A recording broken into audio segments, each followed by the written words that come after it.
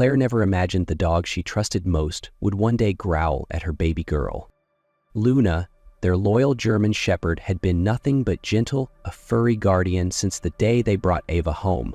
But one night, Claire heard something that chilled her to the bone, a low, rumbling growl coming from the nursery. What she found left her stunned, confused, and afraid. Was Luna losing control? Had her instincts turned dangerous? Or was there something else in the room with her daughter, something Claire couldn't see? What began as concern quickly unraveled into a night that would change everything. The nursery was quiet, save for the soft hum of the baby monitor on the nightstand. Claire gently laid her 1-year-old daughter Ava into the crib, brushing a wisp of hair from her forehead. The little girl stirred and let out a sigh, thumb tucked safely beneath her chin. It had been a long day, but something about tonight felt off. Claire stood still for a moment, her gaze shifting toward the hallway where Luna, their German shepherd, had just disappeared. The dog had been restless lately, alert, tense. She didn't know it yet, but that night, Luna was about to do something unthinkable. It had been another long day filled with client edits, screen fatigue, and baby cries. As a freelance graphic designer juggling motherhood, Claire had mastered the art of moving through chaos gracefully, though tonight, even she was worn thin. She slipped into bed beside her husband Daniel, who had already turned off his reading lamp. A middle school teacher by day and an amateur philosopher by night, he greeted her with a tired but warm smile. "She asleep?" he murmured. "Finally," Claire whispered, sinking into the mattress. A moment passed. Then, "Hey, do you think Luna was acting strange last night?" Daniel turned his head slightly. "What do you mean?" "I don't know," she said softly. "She was pacing, growling a bit, just seemed on edge." Daniel chuckled sleepily. "She's getting old, babe. Probably heard a squirrel fart outside." Claire cracked a small smile, but didn't laugh. Luna, their 7-year-old German shepherd, had always been protective. But last night, something about her behavior had unsettled Claire. Still, too exhausted to keep thinking, she pulled the blanket up and shut her eyes. Just a tired dog, she told herself, nothing more. But deep down, something didn't sit right. The next morning, Claire stood at the kitchen counter, half-focused as she stirred Ava's oatmeal. The early light filtered through the window, warming the floor where Luna lay quietly, head on her paws, ears slightly perked. "She hasn't moved from that spot all morning," Claire noted aloud. Daniel glanced over from the table, sipping his coffee and scrolling through emails on his laptop. "She's probably just tired. You know how she gets when Ava has a fussy night." But Claire wasn't convinced. Luna had always been intuitive, almost eerily so. Ever since Ava was born, the dog had subtly shifted her place in the house. She used to sleep by the front door, like a typical guard dog. But the moment they brought Ava home from the hospital, Luna planted herself beside the crib, night after night, without fail. "She barely leaves Ava's side anymore," Claire murmured, more to herself than anyone else. Daniel looked up. "She's attached. It's not a bad thing." It wasn't. In fact, Luna's presence had been a blessing. When Ava first started crawling, Luna would gently herd her away from sharp corners. When the baby cried at night, it was Luna who'd be the first to respond, alerting Claire even before the monitor buzzed. "She's just so tuned in," Claire said. "Because she loves her," Daniel said simply. "We raised them together. Don't forget, she's been with us since she was a pup." Claire smiled faintly at the memory of picking Luna up from the shelter, a tiny ball of fur with big, cautious eyes. Still, that nagging feeling remained. Luna wasn't just being protective. Something had shifted. Claire could feel it in the way Luna watched the nursery door, tense, ears twitching at the slightest sound. Something was bothering her. Claire just didn't know what. It happened again the following night. Claire had drifted into sleep quickly, her body too drained to resist the pull of exhaustion.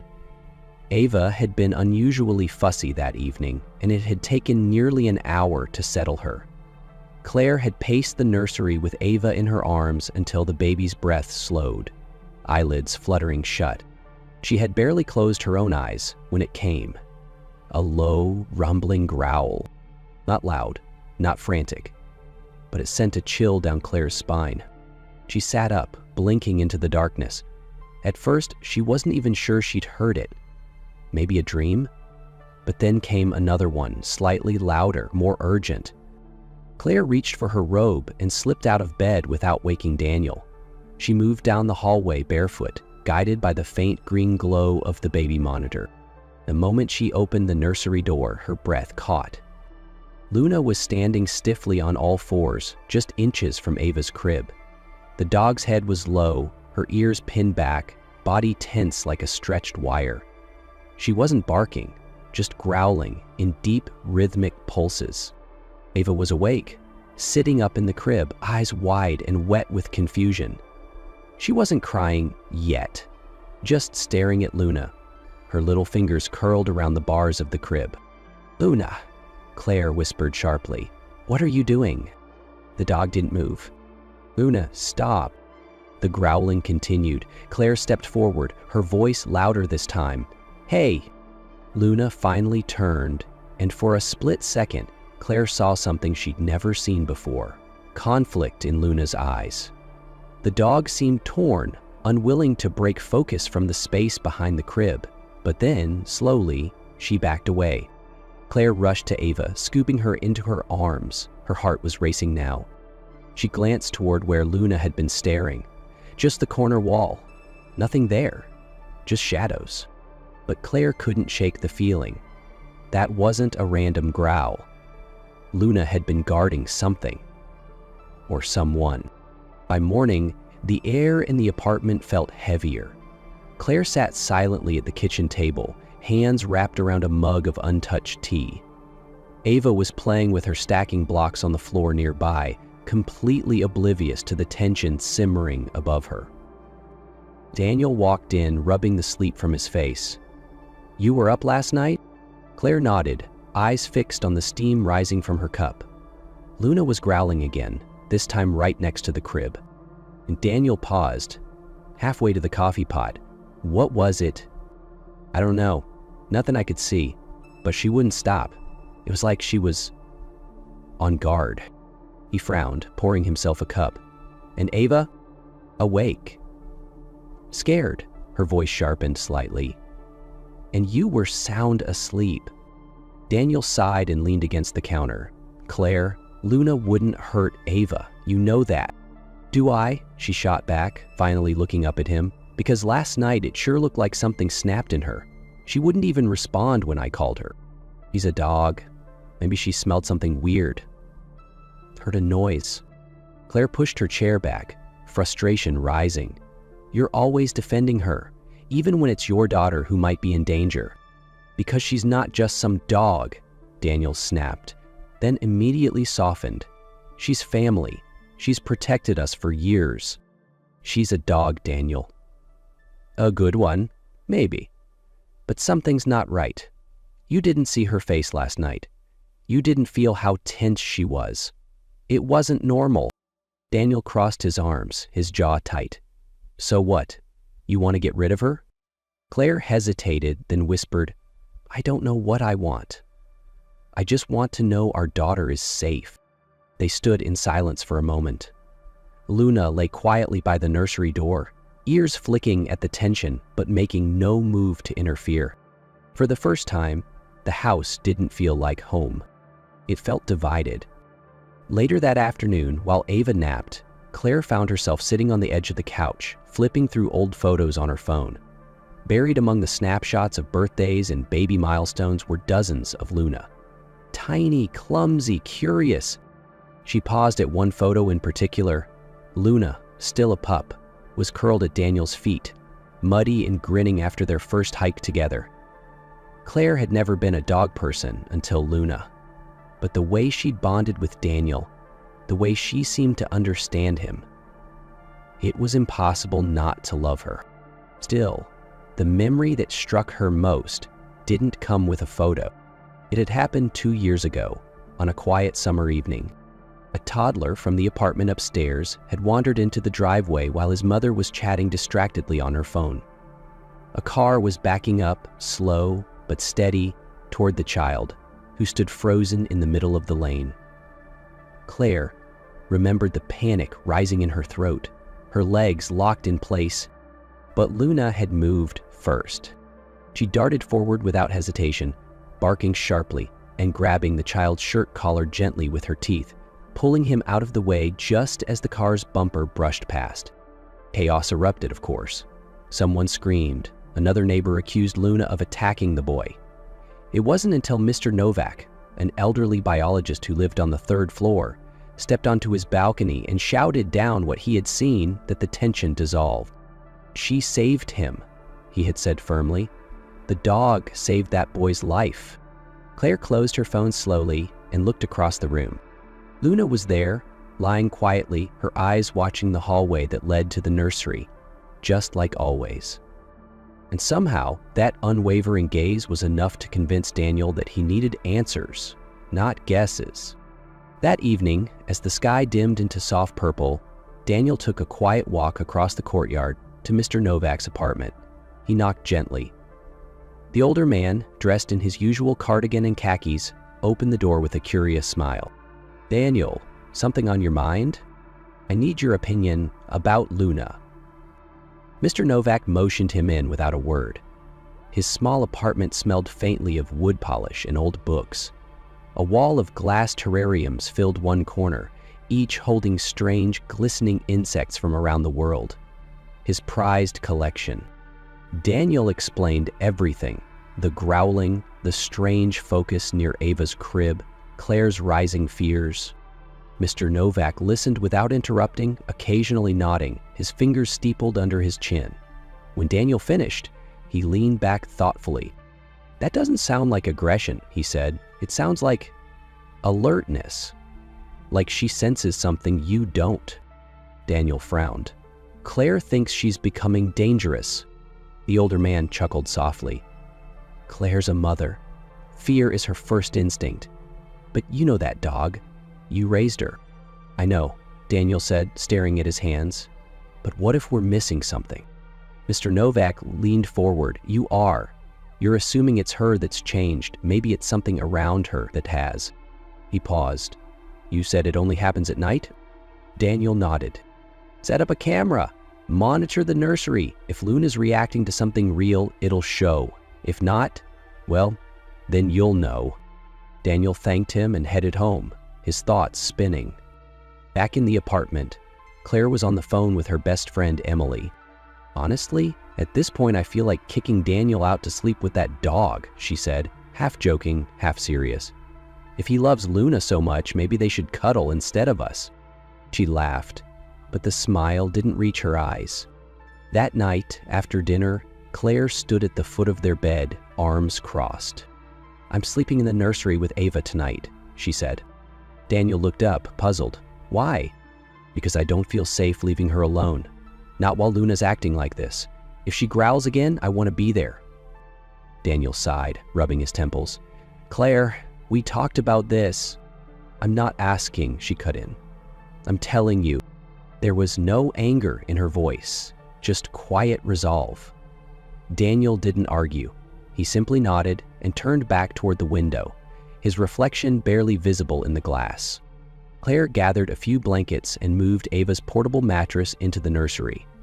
Luna followed her silently, tail low, ears twitching. As Claire lay down on the floor next to the crib, she kept one eye on the dog. "I don't know what's going on with you," she whispered, "but don't give me a reason to stop trusting you." Luna didn't move. She curled up near the crib, just close enough to see Ava through the slats, her body tense but calm. Daniel spent the night alone in their bedroom for the first time in months. He stared at the ceiling, wondering how everything had shifted so quickly, from quiet nights and shared laughter to silence and separate beds. At some point past midnight, the apartment fell completely still. Not a car, not a creak. Then a low growl pierced the quiet. Claire's eyes snapped open. Luna was standing again, alert, tail stiff, hackles raised. For a second, all Claire could hear was the hum of the baby monitor and the low thrum of her own heartbeat. She didn't move. She just stared. And somewhere deep inside, despite the fear in her chest, a flicker of something else rose too. Trust. Luna's growl deepened into something primal, low, vibrating through the floorboards. Claire sat up quickly, her heart pounding against her ribs. Ava stirred in her crib, but didn't cry. The little girl simply blinked in the dim light, sensing the tension that had seized the room. Claire reached for the flashlight she had left by the side of the makeshift mattress. She clicked it on and whispered, "What is it, girl?" Luna didn't move her gaze. Her eyes were fixed on the far corner of the nursery where the shadows gathered behind the dresser. Her body was rigid, the fur along her back bristling, her nose twitching furiously. Claire hesitated, then stood, stepping lightly across the carpet. She aimed the flashlight toward where Luna was looking. The beam danced across the wall, then landed on it. A dark shape, small at first, but then it moved. Quick and smooth. Claire gasped and took an instinctive step back. It was a spider. But not like the ones she normally found on windowsills or in the bathroom. This one was large, unnaturally large, thick-legged, jet black, and it shimmered in the light, almost oily in texture. It was moving along the wall, not toward them, but uncomfortably close to Ava's crib. "Oh my God," Claire whispered. The flashlight shook slightly in her hand. By now, Daniel had woken up. He ran into the nursery barefoot, eyes wide. "What is it?" Claire pointed. "There, on the wall." Daniel followed the beam of light, then froze. His expression darkened. "Don't move." He disappeared for a second and returned with a glass jar and a sheet of cardboard. With surprising calm, he approached the dresser, eyes locked on the spider. In one swift movement, he trapped it inside the jar and slid the cardboard underneath. Luna remained still the entire time, only letting out a small whine once the creature was contained. Claire stared at the jar in disbelief. "What is that?" "I don't know," Daniel said, his voice tight. "But I'm taking it to Novak in the morning." He turned off the flashlight, and for the first time in nights, the nursery was silent, not with tension, but relief.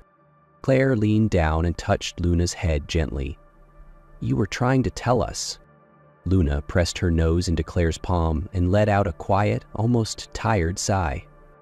Daniel glanced at Eva, still asleep, completely untouched by what could have been a disaster.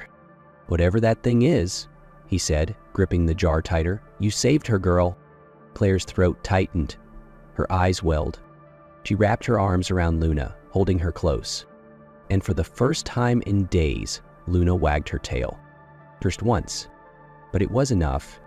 The next morning, the sun spilled softly through the kitchen window as Claire sat at the table, still in her robe, hands wrapped around a warm mug of coffee. Ava babbled quietly in her high chair, smearing bits of banana across her tray. Luna lay nearby, chin resting on her paws, watching them with calm eyes. Daniel returned from Mr. Novak's apartment, a closed expression on his face and an empty glass jar in his hand. Claire stood immediately. "Well?" Daniel sighed. It was a black recluse, highly venomous. Novak called it a Latrodectus tridecim guttatus. One bite would have... He stopped short, shaking his head. Claire's stomach twisted. How did it even get in here? Novak thinks it may have slipped in with one of his insect containers. He feels awful. Said it went missing a few days ago and he assumed it had died. Apparently, it didn't. Claire looked down at Luna, who still hadn't moved. "She knew," Claire whispered. "She's been trying to protect Ava all this time. And Her voice broke. Daniel stepped forward, wrapping his arms around her. "We were scared. But Luna wasn't. She knew exactly what she was doing." Claire crouched beside the dog, running her fingers gently through her fur. "I owe you so much, girl. I'm sorry I doubted you." Luna licked her hand once, then rested her head on Claire's knee. Just then, Ava let out a squeal and pointed toward Luna. "Woona!" Claire laughed through her tears. "That's right, baby, Luna." The moment was quiet, perfect in its simplicity. Later that day, as the family sat together in the living room, Ava nestled between her parents, Luna's head resting on Daniel's lap. Claire looked over at her husband and said softly, "Let's never forget this." Daniel nodded. "We won't." Luna, half asleep, flicked an ear at the sound of their voices. She didn't need thanks. She didn't need praise. All she needed was to be near them, to protect, to love, to belong. And as the afternoon light poured in and wrapped around them like a blanket, it was clear she always had. And now they finally saw her, not just as a dog, but as the quiet guardian she had always been. The mist rolled low across Willowgate Park that morning, wrapping the empty playground in a veil of silence. Detective Rachel Monroe tightened her coat against the damp chill as she walked her usual patrol path before sunrise. The city was still asleep, but something felt off. Then she heard it. Soft, fragile. A cry. Rachel stopped. It came again, barely more than a whimper, but enough to raise every instinct she had honed over 2 decades on the force. She moved quickly, flashlight in hand, sweeping the beam under benches, behind bushes, through fog. And then she saw it, movement beneath the old play structure at the far end of the park. "Seattle PD," she called gently, lowering herself to one knee. Under the faded red slide, huddled against a support beam, was a little girl with dirt-smudged cheeks and tear-streaked eyes. Wrapped around her like a living shield was a large German shepherd, his fur matted with mud and blood, one leg held stiff at an unnatural angle. The dog growled softly. Rachel didn't move. "It's okay," she said softly. "You're safe now." The girl didn't answer at first. She looked to the dog, her tiny fingers still tangled in his fur. Then she whispered, "Mommy said Max will keep me safe when I'm with him." Rachel's throat tightened. "Is Max your dog?" The girl nodded. "Can you tell me your name, sweetheart?" "Emily. Emily Carter. I'm 8. And just like that, Rachel knew. The missing child, the Amber Alert, 4 days gone, and she had survived because of a wounded, loyal dog who never left her side. Emily Carter had once lived in a house where laughter filled the kitchen and bedtime stories ended with kisses goodnight. But over the past year, her world had slowly fractured. Her parents, Jake and Anna Carter, had separated after months of mounting tension. There were no loud arguments, no slammed doors, just the quiet ache of 2 people drifting apart. Jake, a mechanical engineer working long hours in Spokane, had moved into a small apartment across the state, while Emily remained with her mother in their Seattle home. Anna, a dedicated nurse, did her best to keep Emily's life steady. She enrolled her in art classes, packed handwritten notes in her lunchbox, and brought home Max, a retired German shepherd from the police canine unit, hoping the dog might ease some of Emily's growing anxiety. Max took to Emily instantly, following her from room to room, sleeping at the foot of her bed, watching her with the solemn devotion only a former working dog could offer. Jake still called every night, and when work allowed, he made the long drive to see Emily. But no matter how hard both parents tried, the distance, emotional and physical, grew. Emily never said much about the separation. She just held Max a little tighter and asked fewer questions about when Daddy was coming home.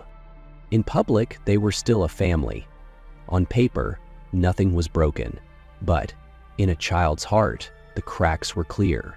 And it was in those cracks that Max made his silent promise to stay, to protect, to love, no matter what. 3 weeks before the park discovery, Anna Carter's world came crashing down. It started with a patient who didn't wake up, a routine shift, a simple medication. But when the man flatlined, the hospital moved fast to find a scapegoat. Anna, the attending nurse, had administered the injection. Suddenly, the whispers began. Wrong dosage, carelessness, negligence.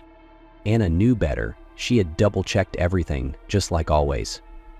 She'd been a nurse for nearly a decade, cautious, diligent, trusted, but the hospital needed a shield, and Anna was the easiest target. The director of the hospital, a man with immaculate suits and a reputation for political maneuvering, wasted no time. He pushed the narrative to internal review, bypassed key evidence, and painted Anna as reckless. A quiet disciplinary hearing turned into a formal charge. Anna was suspended, facing criminal negligence. Her lawyer warned her, "They're building a case fast. You'll be taken in for questioning, maybe held." But Anna had questions of her own. There were rumors. Supplies missing, generic drugs swapped for approved brands. She'd noticed discrepancies in batch numbers and chart entries. She suspected the hospital administration, maybe even the director himself, and she feared the truth would never see daylight. So before she was scheduled to be brought in, Anna requested one final night at home, officially to prepare, but her real purpose was Emily. That evening, she sat with her daughter on the couch, Max resting at their feet. She held Emily's hands and spoke in a calm, steady voice. "Sweetheart, if anything happens, I need you to stay with Max. He knows what to do." Then, without drawing attention, she handed Emily a small envelope. Inside were documents, a printed spreadsheet, copies of internal emails, and a flash drive. "This is very important," she whispered. "Keep it safe. Only show it to someone you trust." She gently held Emily's shoulders. "If anything happens and you feel scared, call your dad. He'll come. I know he will." She pointed to the pantry. "There's food in the lower cabinet. I packed it for you, just in case. Granola bars, water, your favorite crackers." Emily's eyes filled with tears. "What if you don't come back?" Anna hugged her tight. "Max will protect you. Just stay close to him. And no matter what, don't lose that envelope." Emily didn't fully understand, but she saw the fear in her mother's eyes. Max pressed closer against her, as if sensing everything. And just like that, the countdown began. The night Anna was taken away, the house felt different. Emily sat on the edge of her bed, fingers tracing the seam of her stuffed bunny. Max lay beside her, eyes darting to every creak and shift in the dark. He was restless, sensing what Emily couldn't name: danger. Only hours had passed since Anna left, escorted by 2 officers. She hadn't looked back, just squeezed Emily's hand and whispered, "Be brave." The silence afterward was unbearable. Emily picked up the phone and dialed. "Daddy," she whispered. Jake in Spokane was just finishing dinner. "Hey, Peanut, you okay?" There was a long pause. Then, "Mommy was taken. The police came. She didn't come back." Jake stood. "What? Emily, who's with you?" "No one," she said, voice shaking. "I'm alone. I'm really scared." Jake's grip on the phone tightened. "I'm coming, baby. Right now. Stay with Max. Lock the doors. Don't open them for anyone." "Okay," she said faintly. Jake's heart clenched. He ended the call, grabbed his coat and keys, and raced for the car. Emily's voice still echoed in his mind. "I'm scared." Back at the house, Emily sat frozen, clutching the envelope her mother had given her. Max stood alert, ears forward, muscles taut. Then, click, the sound of metal. A slow-turning doorknob. Max growled, deep and low. Emily gasped, stepping back. Someone was trying to get in. Max moved quickly, nudging Emily toward the pantry. His eyes never left the door. Then the door exploded inward. 2 masked men stormed in. One held a wooden baton, the other a folding knife. Max launched forward with terrifying speed. Emily screamed. Max rammed the first intruder, knocking him off balance. The second slashed toward him, nicking his shoulder, but Max twisted and bit down hard, dragging him to the floor. Furniture tipped, glass shattered. Emily ran, remembering her mother's words. Behind the pantry, there's a way out. She pushed through the hidden door and crawled into the dark tunnel, clutching the envelope. Behind her, Max, bleeding but unrelenting, held off both men until he could retreat and follow. He had one mission, and it had just begun. The tunnel was narrow and cold, barely tall enough for Emily to crawl through. She moved on her hands and knees, the envelope clutched tightly to her chest. Behind her, she could hear Max's labored breathing, the soft scrape of his paws echoing off the concrete walls. They didn't stop. The passage, once shown to her by her mother as a secret adventure route, now felt like a lifeline. After what felt like forever, they emerged behind a line of shrubs at the far edge of the neighborhood, just across the street from Willowgate Park. Emily looked around, heart pounding. The world outside felt too big, too exposed. She turned to Max. He was limping, a patch of blood darkening his left shoulder, but his eyes were locked on hers, steady, calm, waiting for her next move. Emily wiped her tears with the sleeve of her shirt. "We can't go back home, can we?" Max didn't move. He didn't have to. Together they crossed the street and slipped through a gap in the park fence. The early morning fog had yet to lift, wrapping everything in gray silence. Emily remembered a hidden spot under an old play structure near the back of the park. That's where she led Max, where they hid. Days blurred into one another. Max, though injured, scavenged what he could. He dragged a thin emergency blanket from a forgotten backpack near the trailhead. He brought back half-eaten sandwiches from an overturned trash bin. At night, he curled around Emily to keep her warm. She barely slept, too afraid to dream, and still, Max never left her side. Jake's car skidded to a stop in front of the Carter house just after dawn. He leapt out before the engine had even shut off, sprinting to the front door. It was wide open, hinges cracked, wood splintered. Inside, the living room was in disarray. The coffee table was overturned. Glass shards from broken picture frames glittered under the early light. A jagged trail of muddy footprints streaked the floor, dotted with dark spots of blood leading from the door to the back hallway. "Emily?" he called, voice breaking. "Emily!" No answer. Jake's heart pounded as he ran from room to room, tearing through closets, bathrooms, under beds, anywhere a frightened child might hide. But the house was empty, still warm, still echoing with chaos. Panic clawed up his throat. He stumbled outside, fumbling for his phone, and called 911. "This is Jake Carter. My daughter. Emily Carter. She's missing. I think someone broke into our home. There's blood. She's not here." Dispatch took the report seriously. Within minutes, officers arrived, followed by a K-9 unit and a forensic team. An Amber Alert was issued. Jake stood on the front lawn, eyes hollow, gripping the porch rail like it might keep him upright. Meanwhile, not far away, Emily and Max remained hidden. Their world had shrunk to the damp soil beneath the playground, the worn boards above them creaking with every passing squirrel. Emily didn't speak much. She rationed the food Max brought back, breaking sandwiches into small bites. She kept the envelope inside her jacket, close to her heart. At night, she cried quietly. Max never slept deeply. Every rustle in the park made his ears twitch. Despite the pain in his shoulder, he would limp out after sunset to scavenge, returning with scraps, water bottles, even a child's sweater he found near a bench to help Emily stay warm. They were invisible, yet even in that silence, Max stayed alert, watching, waiting, protecting. It wasn't just survival, it was devotion. By the fourth day, Max could barely stand. The wound on his shoulder had worsened, matted with dried blood, swollen, stiff. His steps were slower now, and even curling around Emily at night was becoming a struggle.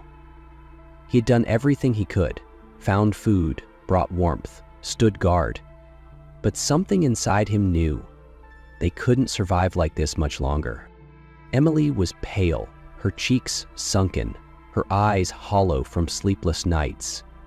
She hadn't spoken since the second day, except to whisper Max's name in her sleep.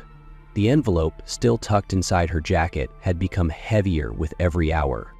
That morning, as the mist returned to Willowgate Park, Max made a decision. Emily lay under the old play structure, her small body wrapped in the child's sweater Max had brought her. Max stepped out into the open, limping, bleeding, weak, but with purpose. He scanned the park. Then he barked. Once, then again, louder, sharper. It wasn't random. It was trained.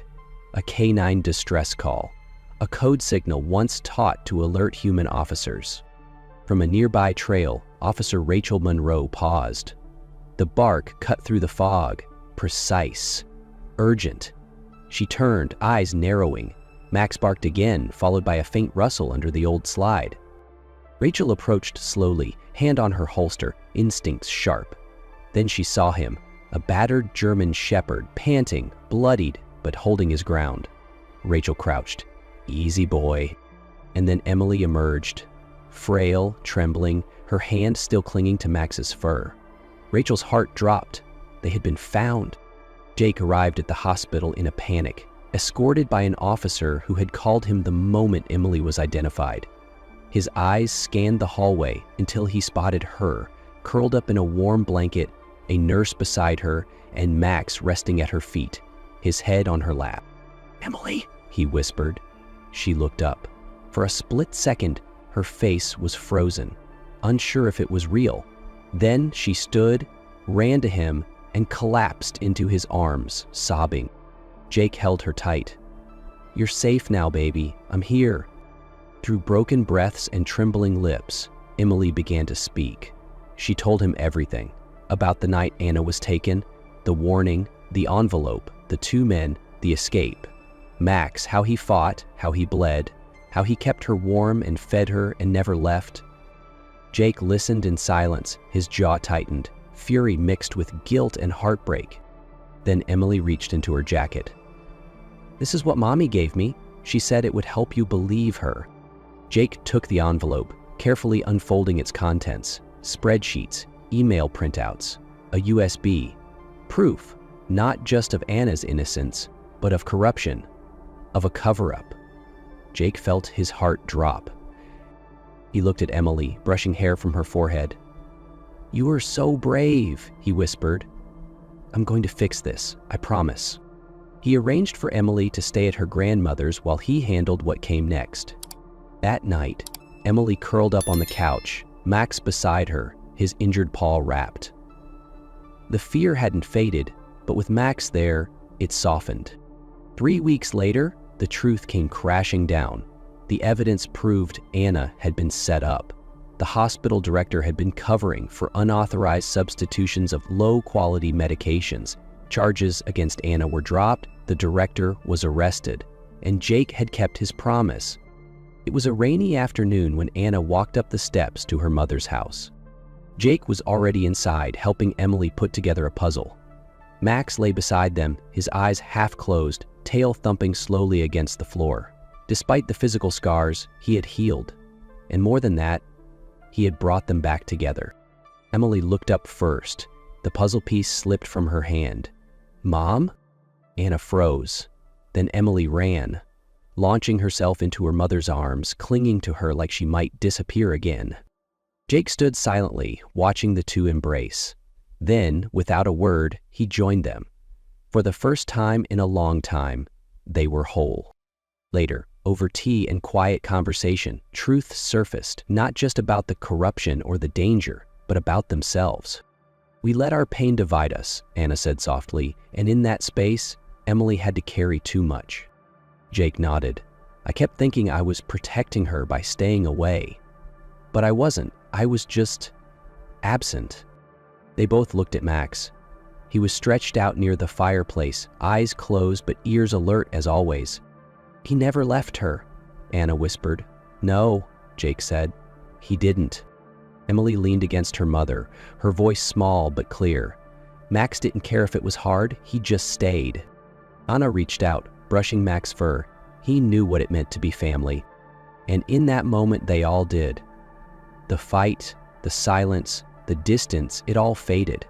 What remained was the lesson of loyalty, of presence, of love that didn't run. Max, the guardian, had reminded them what mattered most. Spring arrived quietly that year. Cherry blossoms bloomed along the sidewalk outside the Carter home, now filled with laughter, clinking dishes, and the comforting shuffle of daily life. Jake had moved back in. Anna was reinstated at the hospital, this time with full support from her peers. Emily, once anxious and withdrawn, had begun to smile again. But the heart of the home was Max. He still limped slightly from his wound, but he had returned to his post with silent pride. Every morning he'd follow Emily to the school bus stop. Every afternoon he'd wait, tail wagging, to greet her back. They no longer spoke about the night under the playground, but it lived in their hearts. That chapter was part of them now, not as a wound, but a reminder of strength, of courage, of love that never gave up. One evening, Emily knelt beside Max, scratching behind his ears. "You're my hero," she whispered. "You saved me." Max looked at her with those deep, steady eyes, then rested his head on her lap. Anna and Jake watched from the porch, hands clasped, grateful. Their family had been tested, torn, and then rebuilt. Not in perfection, but in presence, in forgiveness, in understanding, in choosing to stay. As the sun dipped behind the hills, casting golden light across their backyard, the Carter family sat together, no longer broken, no longer afraid, just whole, healed not only in body, but in heart.